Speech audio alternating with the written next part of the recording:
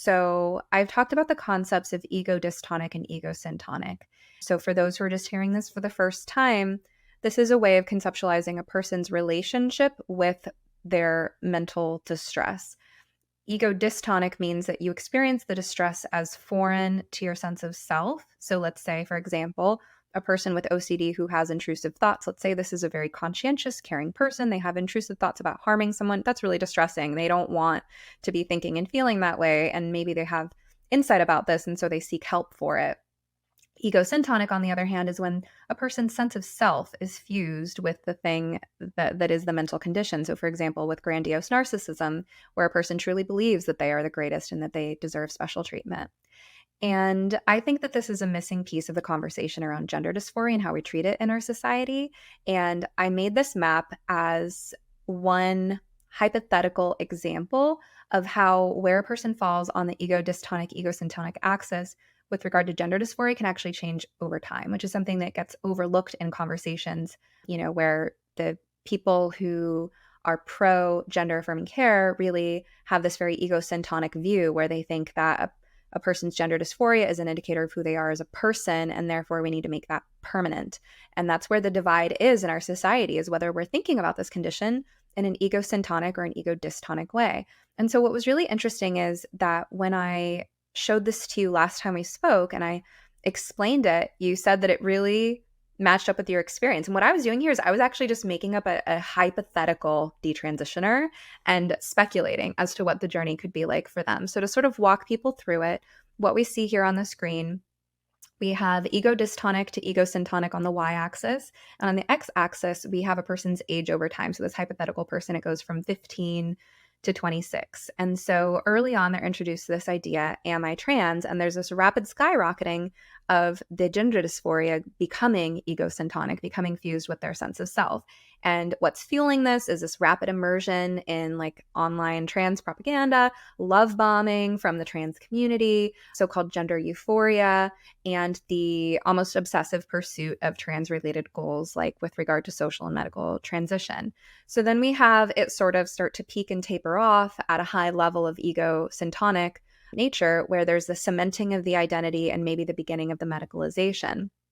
But during this time, while there's the initial euphoria, there's also sort of the worsening of a person's mental health, which in your journey, Nicolas, you talked about like how on the one hand you had that euphoria when you first started taking the hormones, and at the same time you also got emotionally destabilized by it and you became more obsessive and more sort of agoraphobic and socially anxious because you were pursuing an impossible goal.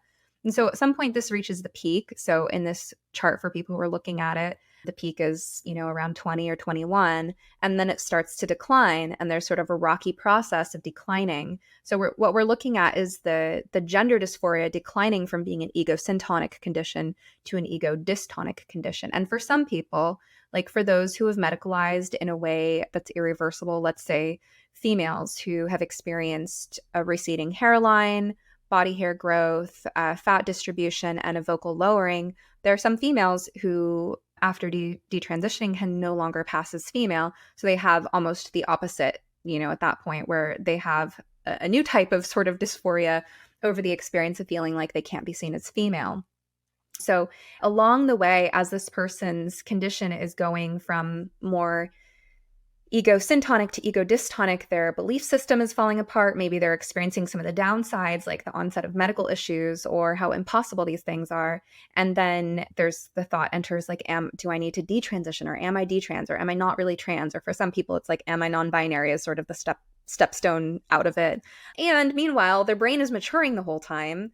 And so in this person's chart, I have the brain's reaching maturity around age 25 or so. So I think this is something we need to talk about more in society. And I just wanted to present it because of how it lines up with your story, Nicolas. Any thoughts on that? No, last time I almost cried because I was like, it felt like you were witnessing my journey and put it into a visual representation on a, bigger picture. Because it's hard to talk about it in a sense to have someone else understand it. Like people can be like, okay, that's an interesting experience, that's intense, and maybe that's the end of the discussion if I have a conversation with someone. But like you you went above and beyond. You were able to really articulate and formulate how someone could be experiencing from transition and detransition, because I think I started my pursuit to gendered identity at 15, and it started to take hormones at 18. And then the peak of my trans ideation was 2020. So, like, when I was 20 years old. And then I started to detransition 2022. So we're in the belief system falling apart. Yeah, somewhere around there. So I was just like, this is so oddly close. And I love that you're so smart and intelligent to the point where you can actually feel like put yourself into my shoes and then really analyze objectively what was going on. Thank you. I feel like this needs to be studied more. And I feel like it's an important part of introducing the framework of a book like yours, because your book is written from the perspective of someone who had, let's say, ego-syntonic gender dysphoria. You believed that you were trans for a time, but that's not your perspective anymore, because these things change over time. And you're at a point now where, when I've asked you in the past, like, what is your sort of mission with this book, or, where are you coming from?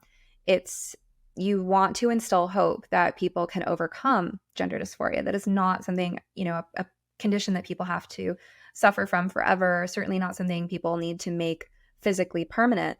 And that's coming from an ego-dystonic worldview. That's where I and all the gender critical people are coming from. That's where the parents that I talk to are coming from. It's all this idea that just because you have gender dysphoria, whatever that even means, because that can mean a lot of different things. It could be body dysmorphia, it could be internalized homophobia, it could be sexual trauma, whatever. Like, just because you declared this identity or come to this belief about yourself or are grappling with self-hatred around a certain body part, whatever it might be, just because you're experiencing that at a certain time in your life does not actually say anything about your identity as a person.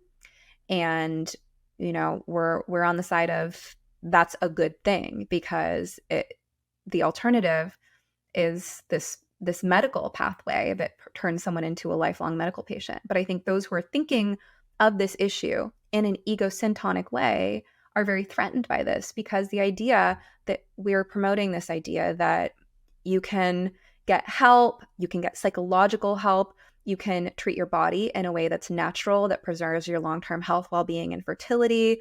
Who you are as a person does not have to mean body alterations. These ideas, as much as they sound hopeful to us, are actually very threatening to people who are looking at it in an ego-syntonic way. And that's why I think that we need to bring this issue front and center in the debate over this issue. Well said. Well said.